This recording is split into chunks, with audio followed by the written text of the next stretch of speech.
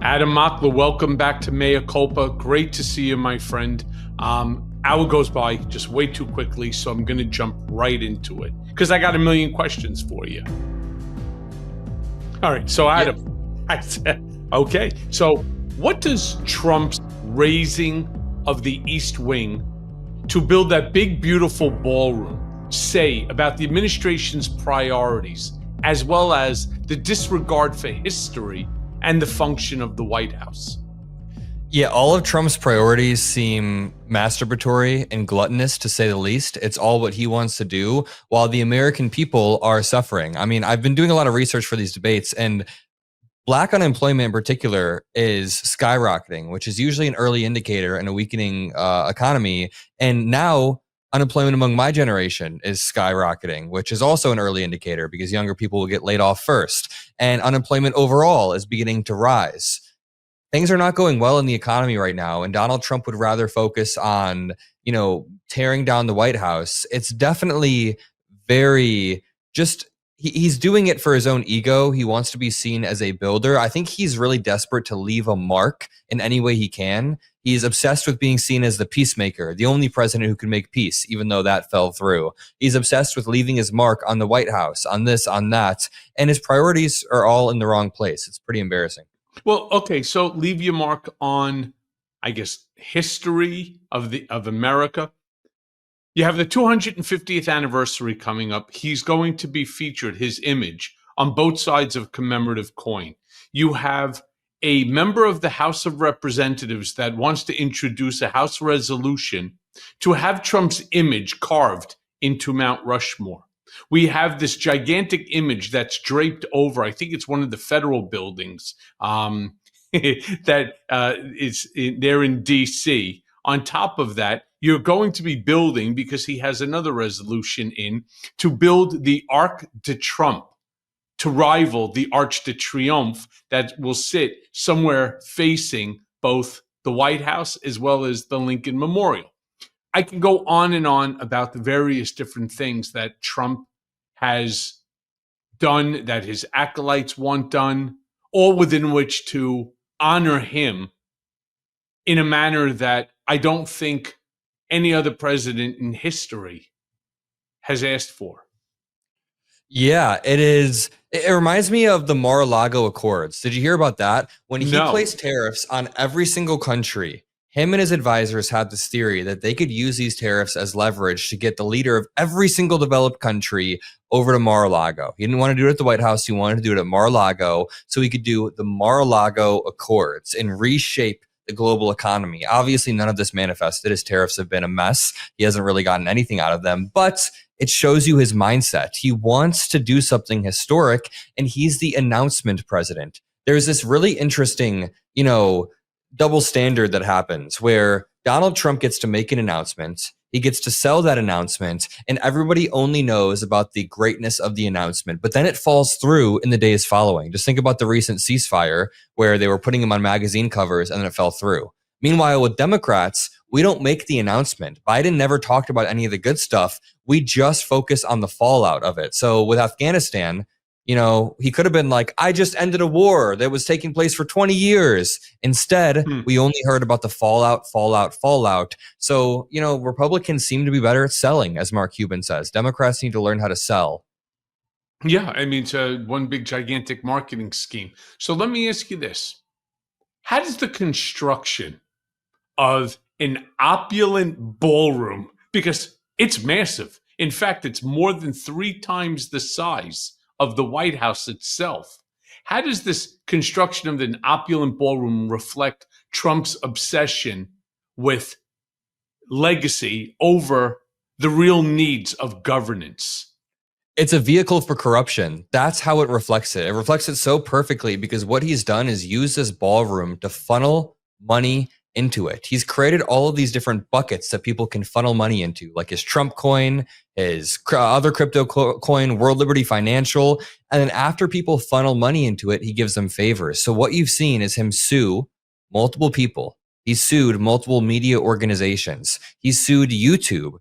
YouTube paid $22 million in order to drop a lawsuit from the effing president. And where did that $22 million go? straight into the ballroom. He's making sure that people are paying into the ballroom. When it comes to the presidential library as well, a lot of that payment is coming from, I believe, Paramount. Paramount was trying to merge with another company. Trump was suing them for some interview or something, and they paid 16, or it was ABC maybe. They paid 16. It was ABC, 16 million. Yeah. So there's so many lawsuits, I keep conflating them. But yeah, that's insane.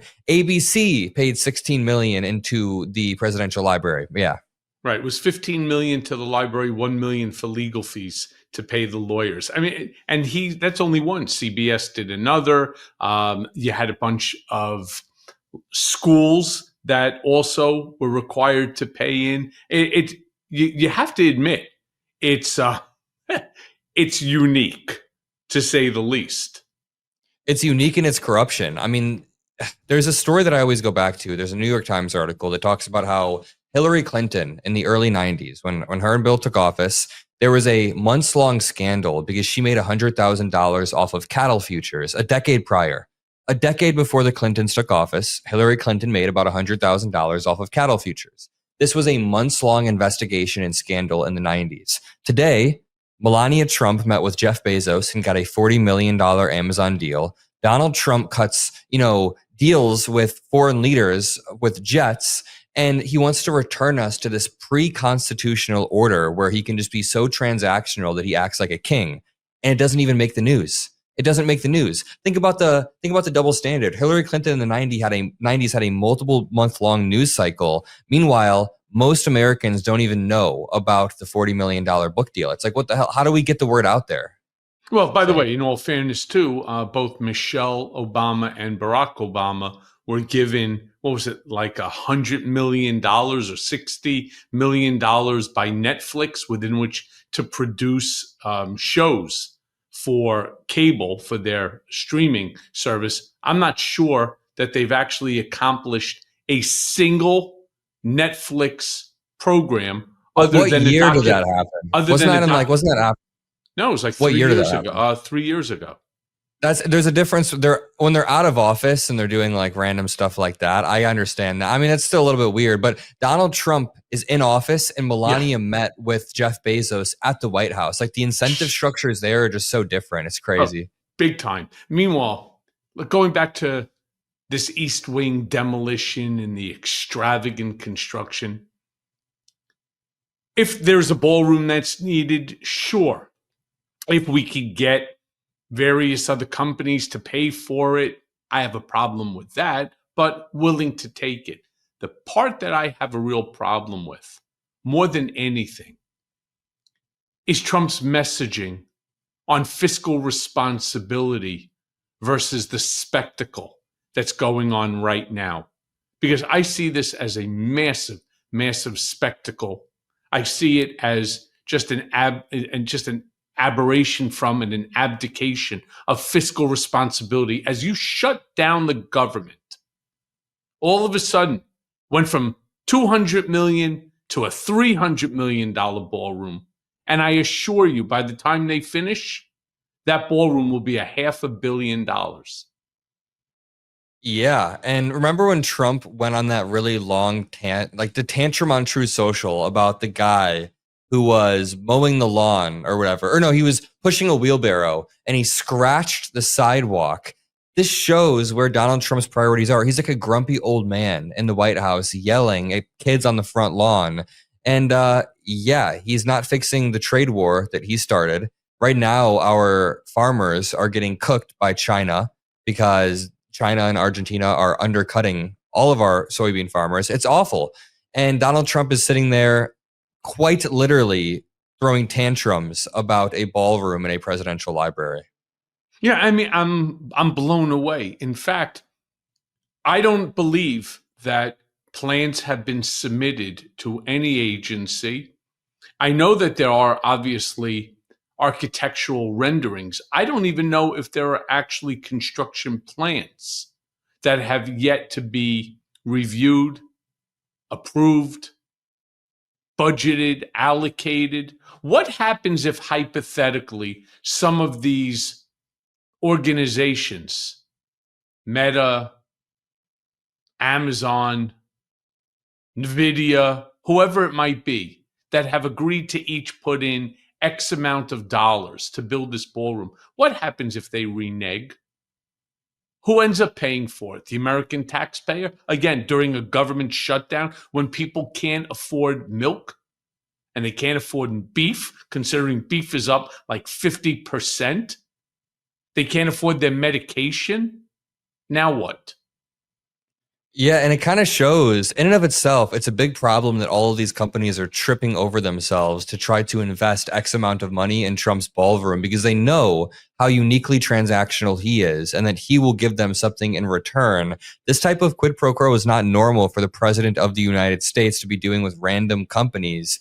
And yet none of the investments that he's flaunting are real whatsoever. There's no actual incentive for any companies to, number one, invest in manufacturing plants or bring any manufacturing back to the United States when all of the tariffs are done via executive order. Like, there's no continuity between administrations. We had comprehensive trade deals with countries like South Korea. It was called Chorus, and Obama had negotiated it. It was actually a pretty solid trade deal. Trump quite literally shredded it and then taped it back together with some executive order and acted like he had some brilliant trade deal. But these aren't long lasting. There's no continuity. So no companies have the real incentive to invest things. And like you said, Americans are struggling. The government is shut down. And I just made a video a bit ago about how the Department of Homeland Security has spent the past week arguing with some random account on Twitter rather than actually helping the American people. This is the literal administration of memes and shitposting online all the time. So you're trying to say then that the $20 trillion, because I know it initially was 17 trillion. Yeah. Then all of a sudden it's 18 trillion in the next statement. Now we're even up to 20.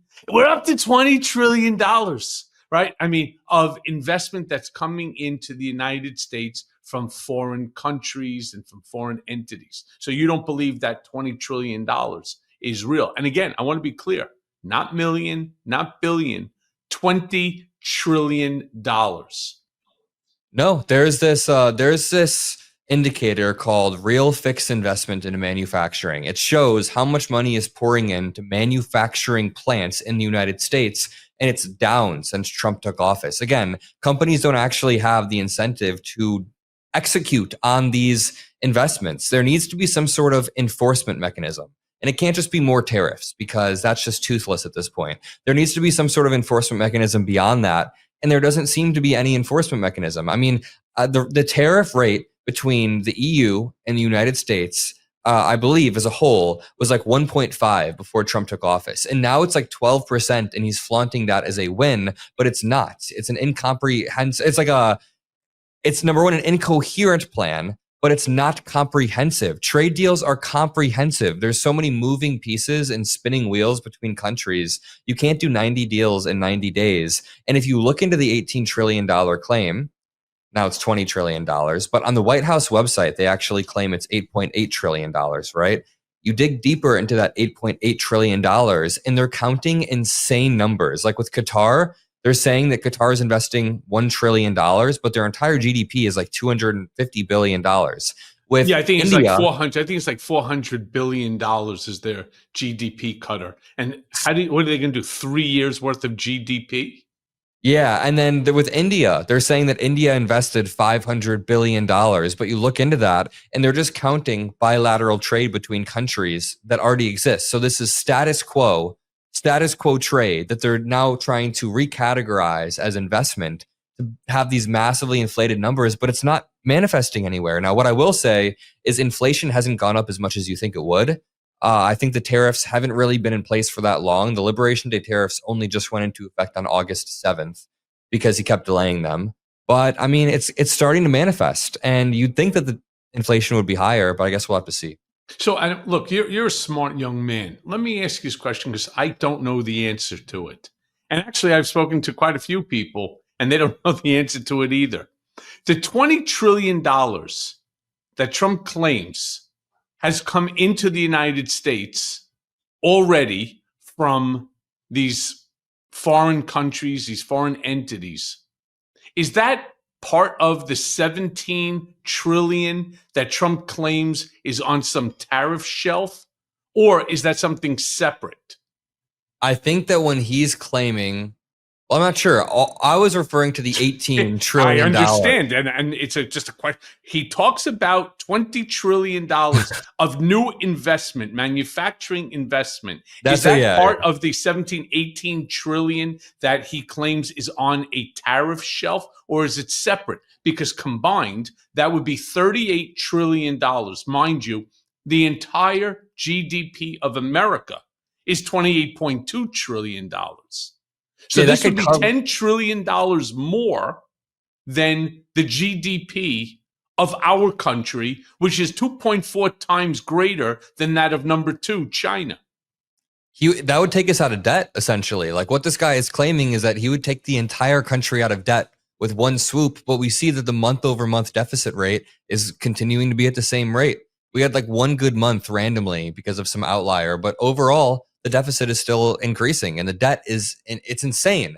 The interest payments are, I think like 15% of our debt every year is just in interest payments. It's insane. And Donald Trump is not making the situation better.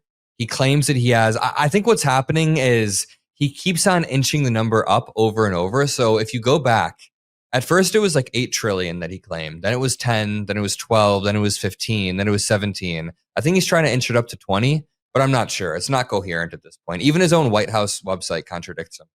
Marvelous. Meanwhile, during our current government shutdown, millions of Americans, from farmers to teachers, are all suffering. My question really is, what does public anger reveal about the GOP's willingness to weaponize government dysfunction for political theater? I think that it's been hilarious over the past month, first of all, watching Marjorie Taylor Greene kind of open her eyes and go on all these podcasts. And then Speaker of the House Mike Johnson went on a podcast right when the government shutdown started and got confronted by a Republican. So seeing the public outrage, I think, just clarifies that the Republicans can't get away with stripping people's health care away. That is something that manifests on a day-to-day basis. When I'm talking about Trump's corruption, it's sort of abstract to most Americans, and that's the problem with most Democratic messaging. When we're talking about January 6th or a Qatari jet or this Trump crypto coin, most Americans already view the system as very corrupt. So they think that Trump is just a part of that corruption and not unique in any regard. So I think when the government shutdown happens, this is not some abstract thing like January 6th. This is not some abstract thing like Trump crypto coin. This is legit. Like healthcare is life or death. Your premiums going up 1.5 is life or death. So you can't escape that.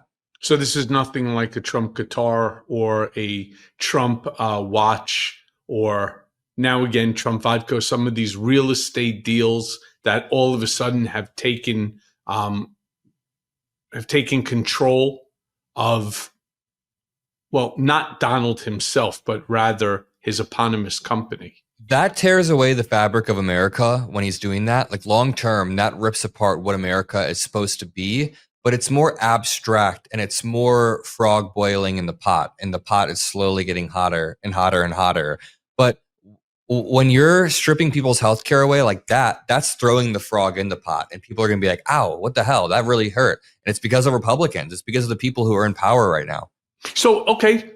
So it's a Republican government shutdown. It's the Republicans that are right now damaging healthcare for over 20 million Americans. Interestingly enough, I saw a poll. I believe it was like an Ipsos Reuters poll or something like that. And the poll showed the percentage of Americans who believe that Republicans are responsible versus Democrats. And if I'm not mistaken, it was like 57 to 43, give or take. So I'm trying to figure out, who are the 43% of this country? Who are these stupid people that refuse to acknowledge, or maybe again, as you say, and I say all the time, our messaging as Democrats fucking sucks. Let me be crystal clear. Ken Martin is no great messenger. Neither is Hakeem Jeffries, and definitively not Chuck Schumer. So Who are these 43% that don't understand? The president is Republican, the Senate's Republican, the House is Republican. We see MAGA Mike Johnson shut down the House of Representatives for several different reasons, one of which is they don't want Grijalva to become sworn in regarding the Epstein files. But on top of that, they don't even want this to come to a vote. And I'm talking about healthcare. Yeah, how do they turn around and not see this should be a 90-10 at best? It's a broader problem with the media environment, like you said. At some point, it's not even democratic messaging. Like we have a really good message on this. The Democrats have been killing it on this. They've been staying on message. And I think this is the best they've done since Trump has taken in office. I mean, the Democrats in power at making sure that they're sticking on one thing, not some abstract like foreign war. They're not making it about Palestine. They're not making it about this or that. Just one thing. They're making it about healthcare, which is something that people are about to experience if we don't get this renewal. I think that the problem is the ecosystem. I mean, half of the country just watches Fox News, will believe whatever they say. They'll say that the filibuster means those 7 Democrats need to sign on. But my question would be, how bad are Republicans at their job if you have 53 senators and you can't just get 7 Democrats to sign on? You can't negotiate. We passed 13 CRs under Biden because Biden actually allowed Republicans in the room. And Biden was really good at, bringing people together. His legislative accomplishments or his ability to do this was unparalleled. He made a lot of mistakes on immigration and foreign wars, and there's a lot of critiques I have, but he was good. He was good at legislative stuff. He was good at making sure the government stayed open. And Trump is refusing to negotiate in the same way with Democrats. They literally are just saying F you. There was a report that the White House was essentially saying F you to any Democrats who want to negotiate. Yeah, well, so did Senator Thune, said the same thing, and so did Mike Johnson. Their messaging is all the same. Every day they get talking point memos from the White House, from the GOP. They say, if you're going to go on television, if you're going to be a surrogate, these are things we want you to say, which is what's there to negotiate? We'll negotiate after we reopen, after you sign on to our bill, to the big, beautiful bill. And Democrats, to at least their credit, are saying no, we're not going to do that. So let me ask you this then. Can you unpack the human cost of a shutdown, especially for those who are producing our food, our farmers, the ranchers? Are their stories being ignored? Because I don't hear much of it. Yeah, I saw a news report on a rancher who's pissed off. He voted for Trump. The fucking moron went ahead, wrote Trump 2024 on the side of his barn in stables, voted for Trump. Now his meat is being dictated by this administration, meaning the price that they can sell. And if in fact that they don't reduce the price, which of course is their profit, we're just going to import beef from Argentina. This is coming out of the White House against the people who actually voted for him. Yeah, he's definitely ruining farmers across multiple farm industries. I think the real impact, to get to the heart of your question, the real impact immediately affects tens of millions of Americans and millions of federal workers, the people who are going to be furloughed, the people who they are trying to be opportunistic with and completely, I don't know, just fire in this moment. But then beyond the millions of people immediately affected, there's tens of millions of peripheral people, like people on the peripherals who are being affected due to the supply chain disruptions that we'll see, due to the fact that farmers aren't getting some of the help that they need. At the same time, the tariffs are cooking them, and the government is now having to subsidize certain industries or step in to help. We just saw Governor Gavin Newsom. This is probably the best example of your question. We just saw Governor Gavin Newsom yesterday mobilize the National Guard into California to make sure that veterans and that certain people could have access to the type of food that they need, the type of government support that they rely on. And this was necessary because Donald Trump is currently distracted with the ballroom, with the library. Donald Trump is using our military to strike boats in the Pacific Ocean And the dichotomy between that and Governor Gavin Newsom using our military to help people in the streets is insane. I'm recording from Chicago right now. I live and work in Chicago, and we have like 7 different agencies on the ground just causing chaos. Meanwhile, Governor Newsom is trying to do anything he can with the National Guard to help people who are being affected by this government shutdown. Well, then how are the average Americans? I'm talking about Republicans, Democrats, independents, moderates, doesn't make a difference, processing the vast accumulation of abuses from this administration. I mean, is public outrage translating, in your opinion, into political action? Because that's what we need. We need political action, and we just have a hard time finding it. People care about the administration's human rights abuses. A lot of people care about, number one, ICE and ICE's abuses of human rights and due process. A lot of people do care about corruption as far as No Kings goes. I mean, that No Kings protest was massive, so that it was huge. But I kind of touched on this earlier. My worry is a lot of Americans are already disillusioned and feel nihilistic. A lot of Americans already feel like the system has failed them. The system isn't working for them. Like wealth inequality is too high. Like healthcare is too expensive. And due to that, they don't care if Trump is enriching himself. I started a debate show a few weeks ago in Chicago. We filmed the first few episodes.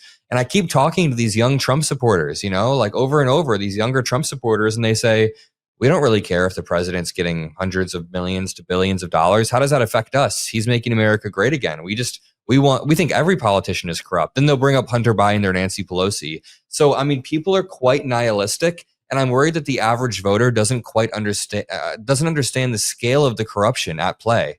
The scale of the corruption here is unprecedented, unparalleled, and Donald Trump's wealth increase from $4.3 to $7.3 billion, $3 billion over the past 9 months trounces what Joe Biden did. Joe Biden's net worth was $8 million when he got into office. When he left, it was $11 million because of real estate and assets and investments. It's like a normal person. So it's insane to me that Trump gets this $3 billion wealth increase in his first 9 months in office, but most Americans might not care that much. Yeah, I hate to say it. I think your number is far from accurate in terms of $3 billion. I believe Trump has made $10 billion since becoming president-elect. I mean, he's made more than the $3 billion you're referring to just in his social media platform, Truth Social. His stock is worth over $4 billion. He has $0 invested into it. But it's funny that you say that about ICE because they happen to be here right now in my hometown of New York City. And just the other day, we all saw as ICE converged on Canal Street. And Canal Street is famous. I mean, everybody knows Canal Street is, the place that you go if you want to get a fake Rolex watch or you want to get a fake Hermes or a Louis Vuitton or a Goyard type bag. And it's not like the purchasers don't realize that the $40 Hermes bag or Louis Vuitton bag that would cost you thousands and thousands in the store are not real. They're just very good copies coming out of China. In fact, I wrote a Substack on it, Gucci knockoffs trigger Homeland panic. I saw how New Yorkers behaved. They were fucking pissed. Not only did they whip out their Apple phones and their Androids and start videotaping and screaming to ICE, get the fuck out of here. They pushed them back to Federal Plaza. They did everything that they can in a non-violent way. But it did get violent too, because a bunch of these ICE officers, they don't like to be told what to do. All of a sudden, they're taking on this administration's behavior and this administration's pattern of being ruthless and abusive. I saw them take this one guy and threw him into the wall and then put him down on the ground and handcuffed him. Turns out that the guy happens to be from the Bronx. He was born in the Bronx. He's an American citizen, but they thought he too was Senegalese and mistaken identity, so to speak. Ultimately let him go, but not after a bunch of bruises and a beating. Yeah, what they're doing in Chicago and what they've done in LA and New York, it's like they're sending undertrained officers or ICE officers into majority Latino communities and just having them cause chaos. Like in Chicago, we saw a bunch of videos coming out of super undertrained guys, like super uncoordinated, like lackluster. A few of them were trying to wrestle one woman to the ground, and one of them like slipped on themselves, and they're super untrained. And it's like, what the hell is going on here? But then on top of that, they send them into majority Latino communities, and that starts to stir shit up. And when the protests start to surround, then they use that as a pretext. It's like a feedback loop. Then the Trump admin is like, wait a minute, we saw videos on Fox News of Chicago getting rowdy. Let's send more officers there to protect our officers. Even though, by the way, Pritzker is more than happy to coordinate. At some point, like Pritzker has offered to coordinate on certain levels with the federal government. He said there are ways that we can do this where we coordinate and work together. We're more than happy to fight crime, but you can't just mobilize the National Guard against my will and against the will of the people in this state. So that's the problem with ICE. It's not that we're okay with violent criminals who are illegal roaming the streets. If there's this Tren de Aragua member, yeah, get him the hell out of here. Make sure you have due process, but you can deport violent criminals who are here illegally. No liberal is going to cry about it. And if they are, then that's dumb. But that's not what the Trump administration is prioritizing. They've been reallocating any funds that are meant for those types of deportations. And we see ICE with the budget of like the military of 5 other countries, essentially. There's some stat where it's like the massive, and they're all going around with masks on, refusing to identify themselves, ripping people who are American citizens out of cars for no reason. It's insane. This is not what America is supposed to be about. And now with all of this going on, with this crazy ballroom for $300 million, with all of the opulent spending, with the acquisition now of 2 airplanes for, I think, Kristi Noem, Trump filed years ago a notice of claim, actually 4 notices of claim against the Department of Justice. And today, as now President of the United States, he wants to act on them, demanding $230 million. Problem here, again, I'm very clear on it. I believe that the DOJ did things improperly. I know for a fact they did. I got caught up in it. So I'm talking from firsthand experience. Russia hoax, the whole 9 yards. All right, let me be honest with you. There was a time I thought I could outsmart my waistline. You know, skip breakfast here, maybe eat half a bagel there, except, surprise, surprise, I'd wind up face deep in a pizza box by midnight. That, my friends, is not a plan. That is denial.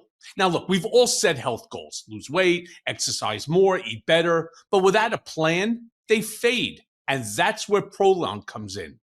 Prolon's 5-day fasting mimicking diet is the real thing. It's not injections. It's not misery. It's science-backed structure that helps you burn fat, protect muscle, and rejuvenate your cells, all while eating actual food.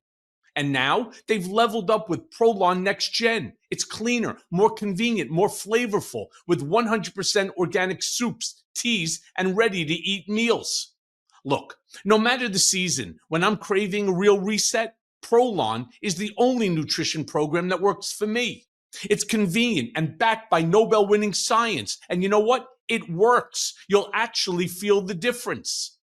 And here's the kicker. For a limited time, Prolon is offering listeners 15% off site-wide plus a $40 bonus gift when you subscribe to their 5-day program.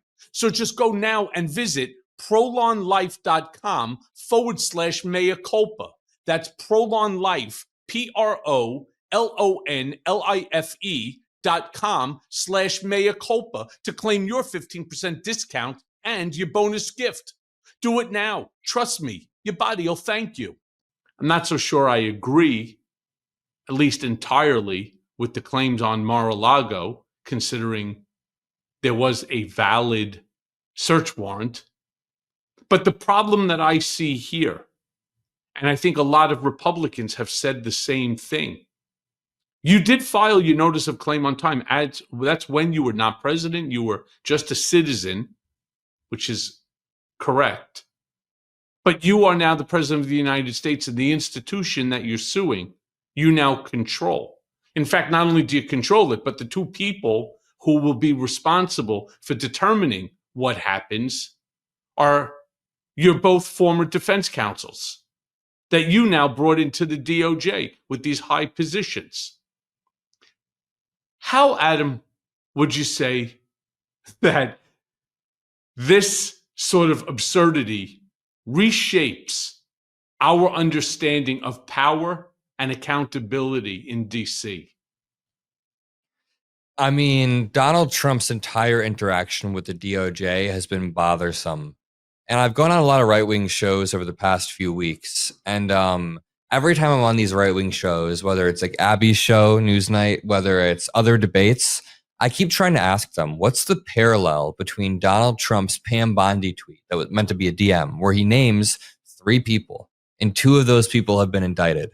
And nobody can give me an answer as to what Biden did that was similar. No sort of weaponization, no ask for Merrick Garland, nothing where he directs Merrick Garland to do this or do that. There was none of that. In fact, Merrick Garland was kind of weak. He kind of slow rolled a lot of the stuff that he shouldn't have. And yeah, the DOJ has definitely worked improperly before, but I think that what's different here is Trump is directly asking Pam Bondi to do things and now trying to get over $200 million from the same DOJ that he's been beefing with and undermining for years. I believe it was Supreme Court Justice Roberts or Alito, I can't remember. One of them told Trump he has to stop telling Judge Boasberg that he's like a fake, illegitimate judge. Donald Trump has broken the barrier between what the president can do, how he can interact with judges, with the Supreme Court, with the Department of Justice. Even though the DOJ is within the executive branch, there's supposed to be a separation. And Biden played it so safe. Biden appointed a little puppy as his attorney general, but Republicans still see any puppy with a D on their forehead as a pit bull. He's a pit bull that's going out there. So I think the next Democrat just needs to appoint a pit bull. We need to make sure that whoever is our next AG isn't a puppy, is a pit bull, because Republicans will see it that way either way. So I'm curious though, because I watched you on CNN and I saw the question. I listened to you asking that question about how the comparison between what Trump is doing with his DOJ versus what Joe Biden had done with the administration in terms of the Department of Justice and the weaponization. As you know, I mean, I have a number 6 New York Times bestselling, my second book called Revenge, How Donald Trump Weaponized the United States Department of Justice Against His Critics. I took the same issue all the way to the Supreme Court of the United States, but they refused to hear my case, even though that a federal court judge turned around and made the claim that what Bill Barr and the DOJ had done was retaliation and a violation of my First Amendment constitutional rights. The judge, Alvin K. Hellerstein, in his brilliance, knew exactly what they were going to do, which was to keep on harassing me every day. And so he enjoined them from further violating my constitutional rights. And I warned America every single day that this was going to happen. But the question that I really want to pose to you is, why is whatever Joe Biden or Merrick Garland did or didn't do, why is that the denominator for what Trump and this administration under a Pam Bondi and a Todd Blanche, why is it even measurable? Because every single time you bring up Donald Trump's weaponization of the DOJ around anyone who is even slightly right of center, anybody, the immediate response will be, well, look what Biden did to him. Biden tried to lock him up. Biden tried to do this. So the next natural question on the dialogue tree is, can you point to any example of Biden directing Merrick Garland to do anything like this? And they never can. I mean, we can pull any Republican from off the street and we can say Donald Trump is weaponizing the DOJ, and they'd immediately jump and say that, well, he had it weaponized against him as in regards to Joe Biden and Merrick Garland. And, you know, you can say that Letitia James selectively prosecuted him. You can make that argument, but by the way, I would. Yeah. The reality is it went through a grand jury. And I know people say a grand jury would indict a ham sandwich. Sure. But then, you know, a jury of Donald Trump's peers. I testify. I was the key witness in that grand jury. Yeah, I remember. It can both be true that he was selectively prosecuted and that he committed the crime at the same time. And I think that's in this. Yeah, the same thing with Letitia James. It can both be true that she was selectively prosecuted by Donald Trump and by Lindsay Halligan. And who knows? I mean, she's still innocent until proven guilty. But well, yes, but not in this DOJ. In fact, not in any DOJ. But I wanted to ask you this: is the filing of that notice of claim, you think it's a legal maneuver, or do you think it's just pure political theater that's designed to intimidate and rewrite the rules for himself? Probably theater, but I'm not actually too read up on this. I've been traveling for the past 10 days. I'm so jet lagged right now because I had an overnight flight back from LA. And I've been traveling so much. I haven't read much up on this. I don't know. What do you think it is? Oh, I think it's, again, I'm going to take the words that you just said. It could be both at the same time. It's definitively theater, right? Change the narrative. When the narrative right now, kicking you in the balls, is not good, pivot, right? Pivot.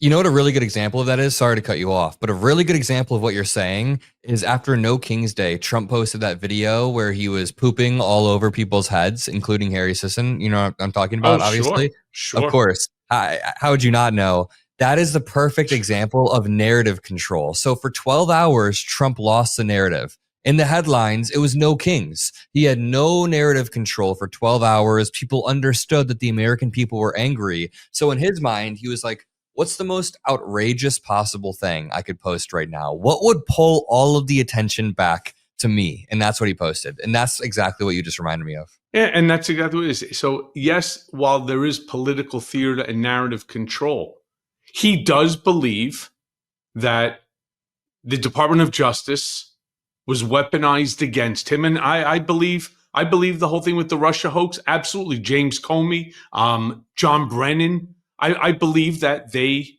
had it out for him for whatever, even though that they were part of the same party, they did not want him anywhere near DC.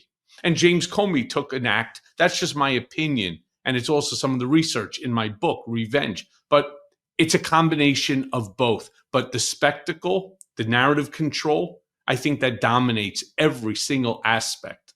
I mean, you think that, for example, when they had Volodymyr Zelensky in there and you had frickin' shady Vance over there attacking him because he wasn't wearing a suit and that he's not thankful, they knew they were losing that narrative because, for the most part, Americans do not believe that Russia is our ally, right? And they do not believe that Ukraine started the war with Russia. Why? Because they didn't surrender on day one, that they started this. And so he was losing that. So what do? Attack him for being disrespectful in the White House. You didn't come in wearing a suit. You didn't thank the president, despite the fact he's thanked the United States dozens of times. That was truly despicable because, number one, at the time, Elon Musk was running around the White House high on ketamine with no suit every single day. Volodymyr Zelensky doesn't wear a suit. He didn't in that case because he wanted to show solidarity with the troops on the front line. Mm-hmm. I know for a fact that if he would have walked into the White House with a fancy suit on, that right-wingers would have been attacking him for spending taxpayer dollars on fancy suits. Oh, they're spending our U.S. taxpayer dollars on those fancy suits. They just wanted to attack Zelensky. On this topic for 1 second, it's really been pissing me off lately because, Donald Trump still doesn't seem to have moral clarity on who started this war. He was in the White House, or he was in the meeting room the other day with Zelensky, and he was like, yeah, Putin really wants this war to end. Both sides want this to end equally. This dude doesn't have moral clarity on who started this war, and Zelensky has agreed to every framework that's been proposed so far. So even after Zelensky got yelled at in the Oval Office, right, he still agreed to that shitty mineral deal. He still said that he's down for that. Then he agreed to a 30-day ceasefire.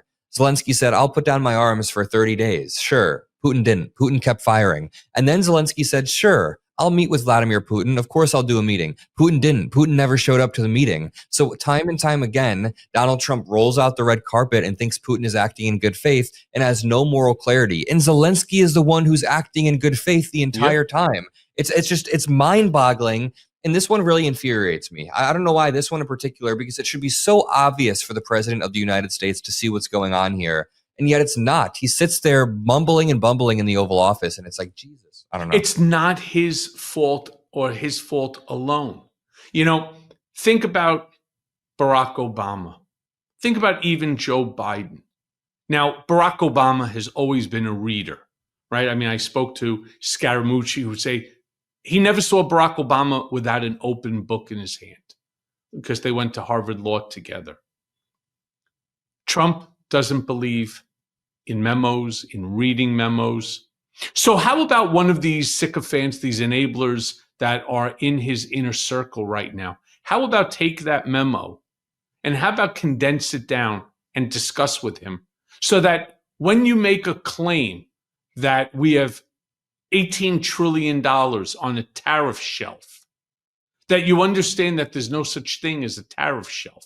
There is no shelf in a room, right? Locked or unlocked in the basement of Mar-a-Lago or anywhere else for that matter that has $18 trillion sitting on it. Because if there was 18 trillion sitting on some tariff shelf, we wouldn't have a government shutdown. Yep. Right? I mean, isn't that just crystal clear? Yeah. Yeah. I think that the thing with Obama is that he was a little bit weak. He was weak on Russia too. He was weak across the board. Don't get me wrong. But he Yeah. read and he was factually accurate. How you act is on the president. The information that you get from no one human being, alive or dead, has the answers to everything. I just keep returning to the fact that the reason why Donald Trump is the president is because the American people are just like so sick of, this isn't like a defense of him. I'm just saying like the American people were sick of the elitism, I guess. When they had the choice between Donald Trump and Hillary Clinton, yes, Hillary Clinton still won the popular vote, but there's clearly this anti-establishment swell in America. And even my generation fell for it, unfortunately. And they wanted somebody who kind of spoke like this or didn't read. And then they wanted him again a second time, which also blows my mind even more. And it's just, it's interesting because my generation thought that he was going to come in and shake everything up. John Ossoff always has this line where he's like, people thought Trump was going to unrig the system and rig it for them. But all he did was re-rig it for himself over and over and over so he could benefit. And I think that's what people are beginning to realize. But Trump he's causing a lot of problems, but there is also something deep with the American people where they want somebody. He won the popular vote. They wanted somebody who was anti-intellectual. They wanted somebody who was going to tear everything down. They were kind of sick of the Obama style. I voted for Kamala, obviously, but I know friends in high school who were just sick of the whole Obama style scripted politics. Unfortunately, Kamala Harris represented that style of politics, the scripted style. I mean, because there's so many other issues. I mean, I could probably spend 4 days straight on this podcast talking to you. I mean, just take a look at, for example, Pete Hegseth with what he's doing now with the Department of War.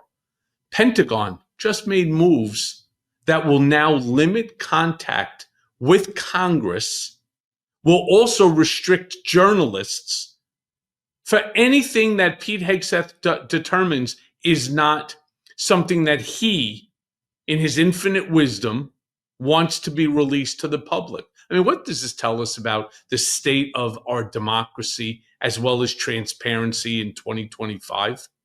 Well, there are some journalists who are allowed. I mean, I say journalists lightly. It's like Jack Posobiec, Lindell TV, Tim Pool is for some reason allowed. Tim Pool, by the way, took hundreds of thousands of dollars from Russia monthly to do who knows what. I mean, he's very, very anti-Ukraine and pro-Russia. But I think that it's scary. And it's also hopeful at the same time in a way that all of the real legitimate media organizations banded together. I'm glad that like some of the more right-wing, Fox News were like, we're not going to do this. But at the same time, it's scary that Pete Hegseth is imposing these restrictions. Basically, unilaterally, they've been shuttering multiple media agencies. Remember when AP was blocked from the press room because they wouldn't call it the Gulf of America versus Gulf of Mexico. Yeah. They wouldn't call it that. It's insane. And this administration is attacking our First Amendment more than any prior administration ever. People whine about the Biden admin making some request to Facebook to remove election denialism and COVID stuff. But what they're not bringing up is that Trump will use the branches around him to silence people. The Pam Bondi message is a good example. John Bolton's home being raided is a good example, trying to silence people. Jimmy Kimmel is a good example, even if it's cliche at this point. The way that Brendan Carr was talking during that was absolutely absurd. And now this is another example. Or what about the removal of people's visas if they make jokes about Charlie Kirk, which sure, Kristi Noem has the right to do, but you don't want to be creating the incentive structure for people to be scared to speak their mind in the United States of America. You don't want to create the incentive structure for press organizations to, be scared to report on things truthfully because they might get sued. Yeah, you're right. So look, Adam, the hour goes by, as I said, super fast here. Clearly, I have about 100 more questions to you, but I want to sort of wrap it up with this question.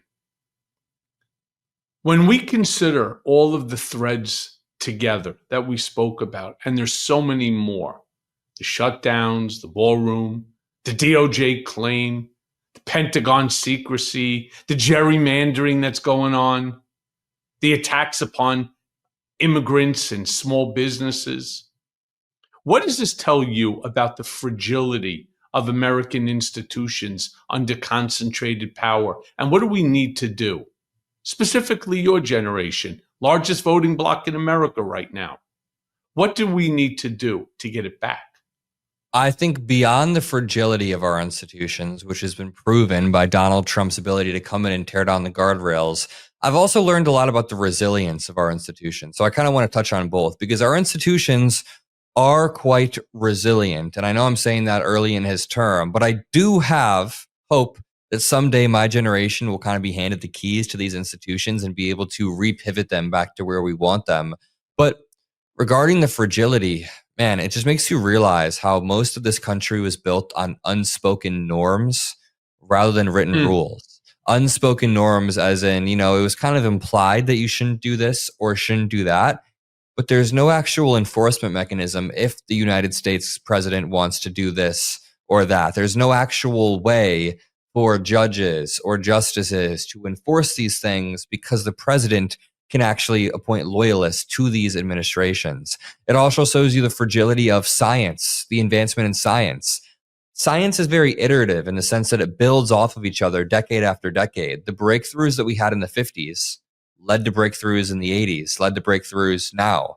It's very iterative. It builds on top of itself. And the fact that we are halting this is going to have, implications for generations to come. So very fragile, but also very resilient. I'm just looking for a day where right now, Governor Gavin Newsom gets into office and, takes Trump's Qatari jet out of the library and drops it into the ocean. Gone with that. He tears down the ballroom right after. We make sure that the people who, committed crimes go to jail or at least are tried. They get due process, of course. But I mean, yeah, I need an administration. So you're talking about a whole next generation that basically spends its 4 years recreating like a Nuremberg trials or a Hague Convention. It's really kind of like what you're talking about. I mean, if they were going to tear down this ballroom for whatever the reason may be, right? It's got Trump's name on it, changed the name, whatever it may be. Imagine the amount of money that it's now going to take to destroy, forgetting about the amount of money that went in. So you're talking about $1 billion here, another. I mean, to me, it's just sort of, I was being a bit hyperbolic. No Nuremberg trials. We don't actually have to tear down the ballroom. The point is, just to back up, the point is, I wonder. Because you're not the first one, by the way, who said that. No, I didn't actually mean Nuremberg trials. The joke is, the actual point is, I want somebody who's going to come in and fight. I want somebody like Governor Newsom who will actually leverage the systems that we have available to punch back in the way that we've been punched for years. There's this one viral tweet where it's like, Democrats keep saying, I thought dogs couldn't play basketball. Look at the rule book. But the dog is dunking on us over and over and over again. The point is, Democrats are like, look at the rules. Look at the rules. I don't think we actually need to take his jet and drop into the ocean. There's environmental concerns that outweigh my like fantasy there. Of course, I get that. But I need someone that's going to punch back and threaten that. Please. I need someone on Twitter who's going to threaten that. All right. Well, appreciate you, Adam. You stay safe. I mean, you're out there quite a bit. There's a lot of stupidity that's out there. I worry for you. I worry for all of us, to be honest. I worry for the country day in and day out. So you just keep your eyes open, keep your ears open, stay safe, and keep doing what you're doing because, You may be that guy one day. You may be that guy who has to turn this shit around. You know, I would say, I turn around, I would love to sort of get involved with whether it's No Kings or any of these other organizations, because there's nobody that yells louder and speaks more like the American people than I do. It's just Democrats don't understand how to fight Trump in the playground. But you do. You do. Thank And you. I love the fact that you go head to head. So thank you for that. Thank you for making us smarter today, and appreciate your time. And thank you. You stay safe as well. It's sketchy out there. I appreciate all the kind words. I appreciate every time you have me on the podcast, and I can't wait to do it again. Thank you, my brother. See you soon. See you.